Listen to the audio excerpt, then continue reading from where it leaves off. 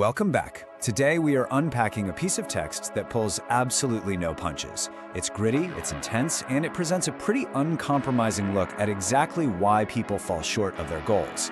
We're diving into a brief but powerful manifesto called The Lethal Cost of Comfort.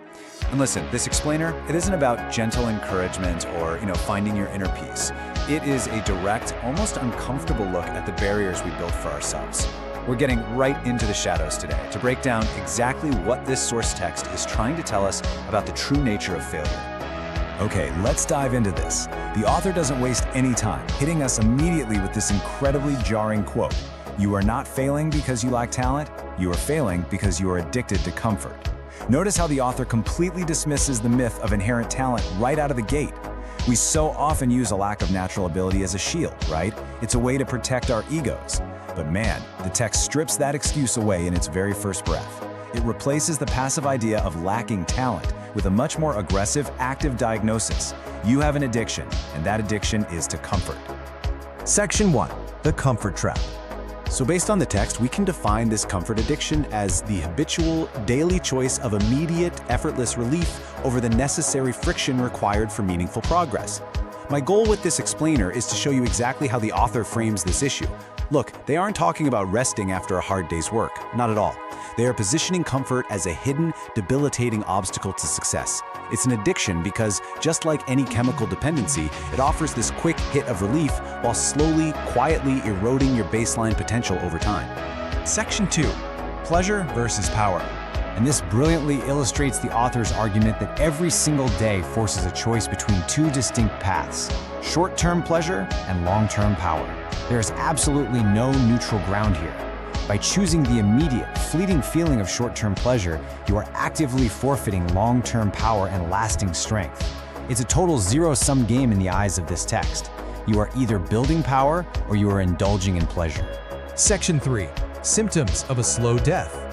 The author gives us three distinct, highly recognizable symptoms: the couch, endless scrolling, and excuses.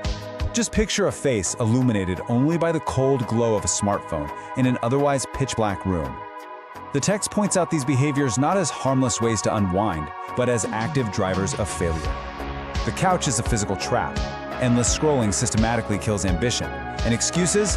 Well, those are just the verbal justifications defending both. The author summarizes those specific habits with this brutal assessment. It's a slow death. Let that sink in for a second. The gravity of that exact quote is meant to be jarring. The source material is giving a severe terminal prognosis here. It's making the point that it's usually not a sudden, dramatic failure that ruins our ambitions, but rather the quiet, comfortable, almost imperceptible erosion of our potential day by day, hour by hour. Now, what's really interesting about this slide is how it visualizes the average person's daily micro-choices based on the author's intense critique. It's a massive imbalance. We're talking 90% of choices defaulting to short-term comfort, hitting snooze, taking the easy way out, endless scrolling, and maybe just 10% actually dedicated to building long-term power. The author is sounding a massive alarm on this disparity, warning us that this specific ratio is exactly what leads to that slow death. Section 4. Escaping the system. The source text concludes its argument with a really heavy assertion: the system buries your dreams. Notice that phrasing for a minute. The author is introducing an external force here, an undefined but powerful system. The implication is that this system actually benefits from your comfort addiction. By keeping you docile on the couch, endlessly scrolling, making excuses, the system thrives. It actively works to bury your true aspirations, because your complacency is essentially fuel for a machine that simply doesn't care about your individual potential. To combat this, the source material offers an incredibly aggressive, urgent call to action. We can break it down into a stark, two-step process to reclaim your ambition from that system. Step 1. Recognize the comfort for what it is: a slow death, a literal addiction. Step 2. Wake up. The text doesn't offer some gentle, hand-holding 12-step program. No way. It demands an immediate, conscious awakening from the anesthetic of modern, everyday comfort. Which leads us to the final, critical question derived directly from the text. So the crucial point is this: will you wake up before the system buries your dreams? It's a stark ultimatum. It forces you to look at your daily choices, right now, today, and decide if you are choosing the fleeting comfort of the moment or embracing the friction required to build lasting power.